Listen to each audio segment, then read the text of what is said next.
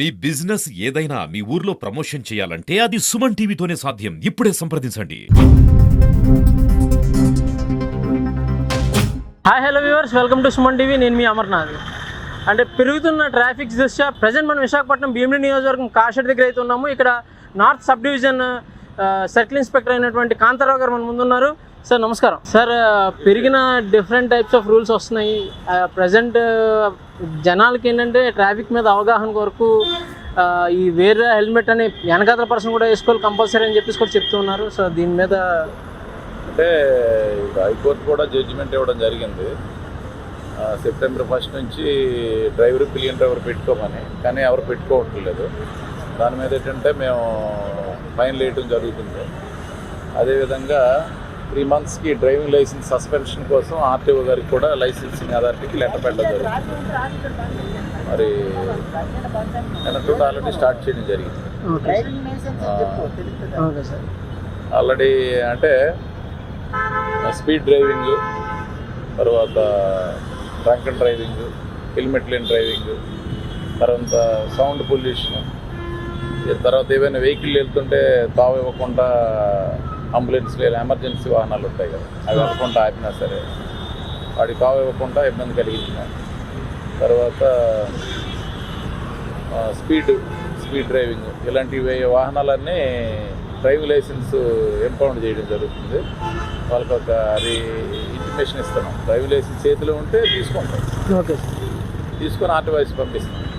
ఒకవేళ వాళ్ళ దగ్గర లేకపోతే ఇప్పుడు అన్నీ ఆన్లైన్ కదా, అందుకోసం ఏంటంటే మేము మా యాప్లో అది ఇంపౌండ్ చేస్తున్నాం, లెటర్ పంపిస్తున్నాం. Sir licensing authority cancellation for 3 months. Okay sir, ఇప్పుడు పెరుగుతున్న ట్రాఫిక్ దీని మీద చాలామంది ర్యాష్ డ్రైవింగ్ ఎక్కువగా పెరుగుతుంది, యువతలో ఎక్కువ కనబడుతుంది. అండ్ అలాగే రేసింగ్స్ అని ఇలాంటివి అరికట్టడంలో ఏ విధంగా మనం అంటే ట్రాఫిక్ పోలీస్ వారు కార్యాచరణ ఉంటుందండి?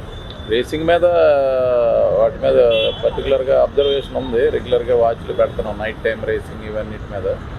మనకి ఎక్కడ దొరికితే వాళ్ళ మీద యాక్షన్ తీసుకోవడం జరుగుతుంది. అదే రకంగా ర్యాష్ డ్రైవింగ్, ఈ zigzag driving, cell phone triple riding, ఇవి కూడా ఇందులోకి వస్తాయి.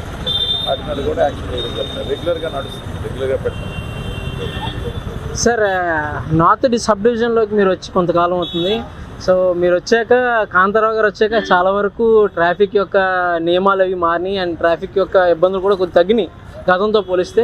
సో అసలు పిఎం పొలం అండ్ ఈ భీమిలి నియోజకవర్గం గురించి చెప్పాలంటే ఏ విధంగా చెప్తారు సార్? ఈ నియోజకవర్గంలో అంటే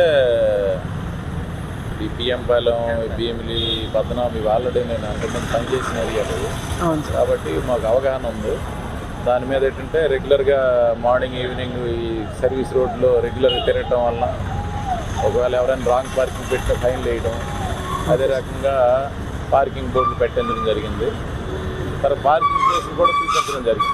ఓకే సార్, పార్కింగ్ ప్లేస్ కూడా చూపించాం.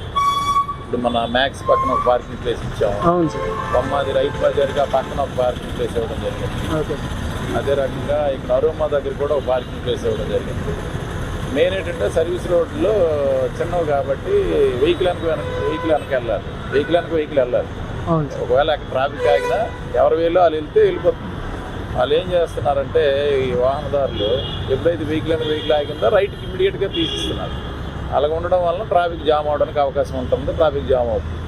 కాబట్టి అంటే వాహనదారులు వెహికల్ ఫాలో అయితే ఆటోమేటిక్గా ఒకరు వెళ్తే ఆటోమేటిక్గా సైడ్ లైన్ నుంచి ట్రాఫిక్ వచ్చేస్తుంది, ప్రాబ్లం ఉండదు, ట్రాఫిక్ జామ్ అవసరమే ఉండదు. ఒకవేళ ఆగినా సరే స్లోగా నడుస్తుంది. అదేమవుతుందంటే వీళ్ళు వెహికల్ ఆగితే టక్కున రైట్ సైడ్ ఇమ్మీడియట్గా పక్కకు వచ్చేయడం, ఆ ఎదురుకు వచ్చిన వాహనాలు రానివ్వకుండా చేయడం వల్ల ట్రాఫిక్ జామ్ అవడానికి అవకాశాలు ఉంటున్నాయి. కాబట్టి వాహనదారులు అందరూ దయించి గమనించి ఆ రకంగా ఉంటే బాగుంటుందని మా విజ్ఞప్తి. సార్, ఒకప్పుడు కార్షెడ్ జంక్షన్ అనేది ట్రాఫిక్ అంతగా ఉండేది కాదు, ఇప్పుడు చూస్తే చాలా ట్రాఫిక్ పెరిగింది. దీన్ని అంటే నియంత్రించే మార్గంలో ఏవైతే ప్లాన్స్ తీసుకున్నారు సార్? అంటే ఈ సబ్ డివిజన్ పరిధి వరకు మా నార్త్ ట్రాఫిక్ సర్కిల్ వరకు ఏంటంటే సిటీలో 12 lakhs వాహనాలు ఉన్నాయి. మెయిన్ ఈ రోడ్లు యాక్సిడెంట్ అవ్వలేదు, ఫుట్ ఓవర్ బ్రిడ్జెస్ అవి రావాలి, ఫ్లైఓవర్స్ రావాలి, లెఫ్ట్ రైట్ బోల్డ్ లైవ్లీహుడ్ ఏరియాస్ అన్నీ వచ్చాయి. దానివల్ల అందరూ వచ్చేది అదే జంక్షన్, ఆల్టర్నేటివ్ రూట్స్ లేవు కాబట్టి ట్రాఫిక్ ఉంది. ఉన్నంత వరకు కొంచెం మెన్ కూడా తక్కువ ఉన్నారు సీఎం పరంగా, అయినా సరే ఉన్నంత వరకు మేము చేస్తున్నాం. సార్ బైక్ రైడర్స్కి ఫైనల్గా మీరు ఇచ్చే సలహా ఏంటి? బైక్ రైడ్స్ దయ ఉంచి ఆ బైక్ రైడ్లు చేయకండి. చేయటం వల్ల ఎక్కడైనా పడితే కాలు చేలు ఇరిగితే మీ తల్లిదండ్రులు బాధపడతారు, మీ ఫ్యామిలీ మెంబర్స్ బాధపడతారు, మీరు బాధపడతారు. కాబట్టి చేయొద్దు దయ ఉంచి. ఇవాళ ఎవరైనా చేస్తే ఇన్ఫర్మేషన్ ఇస్తే దాని మీద వర్కౌట్ చేస్తాం. Okay sir, thank you sir, thank you so much. So CA Kantharao గారు చెప్పినట్టు so where the helmet for hour safety. So helmet ధరించే వాహనం నడపాలి.